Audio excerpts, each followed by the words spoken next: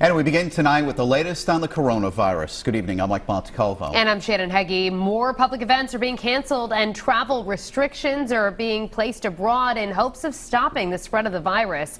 Spain's health minister says all schools and university in the Madrid region are closing for 2 weeks after a spike of cases around the capital. In Italy, they're restricting travel nationwide. All people in Italy will be required to demonstrate they need to work or have other legitimate reasons to travel outside their home areas. Back here in the U.S., there are now 41 presumptive cases of the coronavirus in Massachusetts, with 13 new cases confirmed today. Governor Raimondo has declared a state of emergency in Rhode Island. The total of confirmed cases here remains at 3. 6 people are awaiting results. And the governor held a news conference today at the Department of Health, giving the public an update on the coronavirus and what resources are available. Eyewitness News reporter Rob Nesbitt was there and joins us live from outside the health department with more. Rob?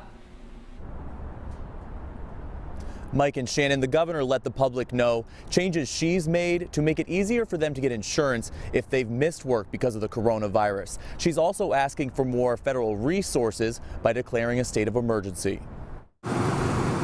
In the time that 3 people have tested positive for coronavirus in Rhode Island, 290 have had to self-quarantine. They are not sick, but yet they are at home. To prepare Rhode Island for what's to come, Governor Raimondo announced Monday that she's declared a state of emergency.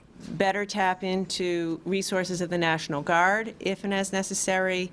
It'll make sure that we're first in line for any federal resources, and it just gives us more degrees of freedom to address the virus if and as the need arises. The governor also announced changes she's made to unemployment and temporary disability insurance for all in quarantine or who have tested positive for the coronavirus. She now wants the federal government to do more to provide unemployment funding for those affected. According to the Department of Health, Rhode Island's nursing homes have started to screen all visitors and are only allowing residents to leave for medical appointments. These steps are immediate, and these steps are critical to be able to protect our most vulnerable population. Governor Raimondo says that Rhode Island is now allowed to tap into a stockpile of personal protective gear, such as masks and gloves, but that there is no reason for the public to panic. The risk to the average Rhode Islander remains low. However, it's a time for action. Not panic, but action.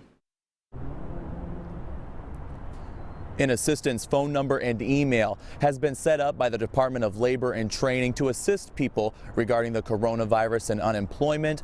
Both of those are on our website, WPRI.com. The phone number is staffed Monday through Friday during business hours. Live in Providence, I'm Rob Nesbitt, Eyewitness News.